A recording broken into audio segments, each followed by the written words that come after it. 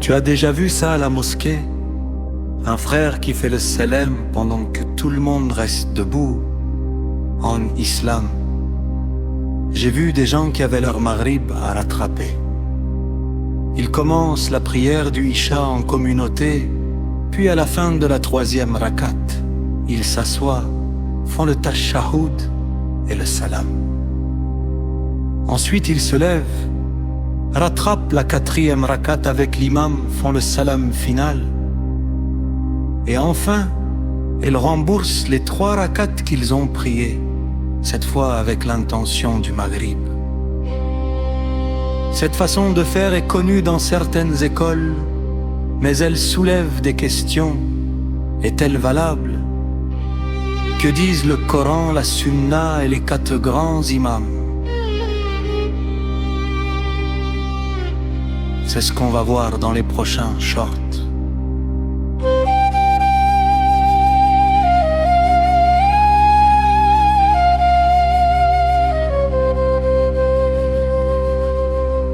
Peut-on changer d'intention en plein milieu de la prière? La réponse change selon l'école, l'imam Shafi et l'imam Ahmad. Qu'Allah les agrée autorise ce qu'on appelle la conversion des rakats. Si tu as un maghrib à rattraper et que tu rejoins une prière de Isha, tu peux, à la 3e rakat, t'asseoir avec l'intention de maghrib, faire le salam, puis terminer Isha après.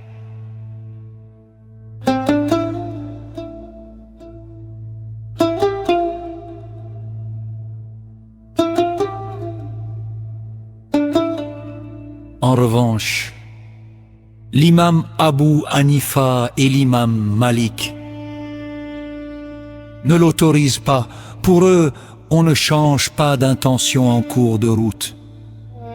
On suit l'imam jusqu'au bout et on rattrape la prière manquée après.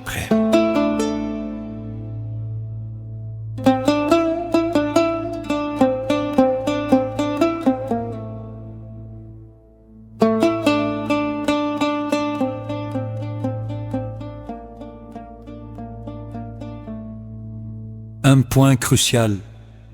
Une fois que tu as fait le salam final, ta prière est close.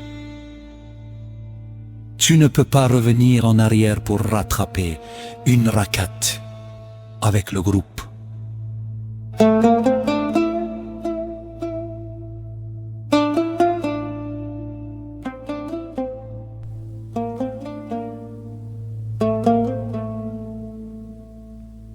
Chaque école a ses preuves, tirées du Coran, de la Sunna et des exégèses. On les détaille dans le dernier short.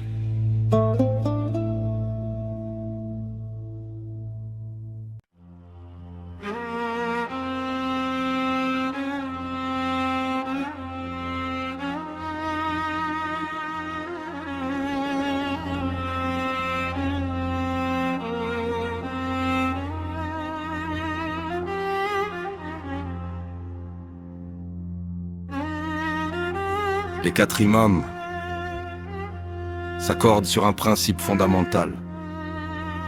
Tu ne dois pas perdre la prière en cours avec la communauté. La divergence porte sur la manière de combiner le rattrapage. Certains autorisent la conversion des rakats. D'autres préfèrent séparer complètement les 2 prières.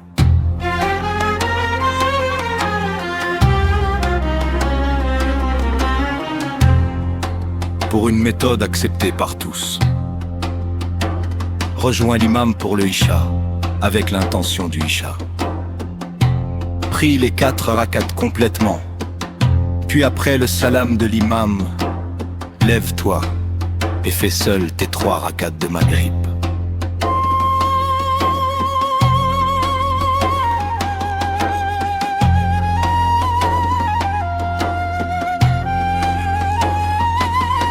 Ainsi, tu as suivi l'imam sans te compliquer.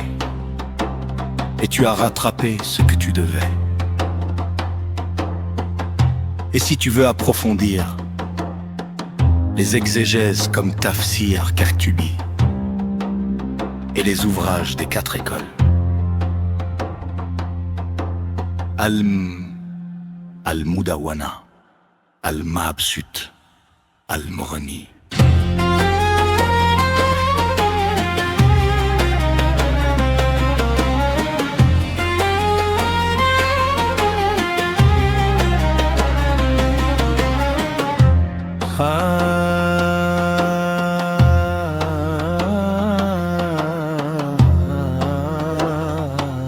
De ces cas embêtés,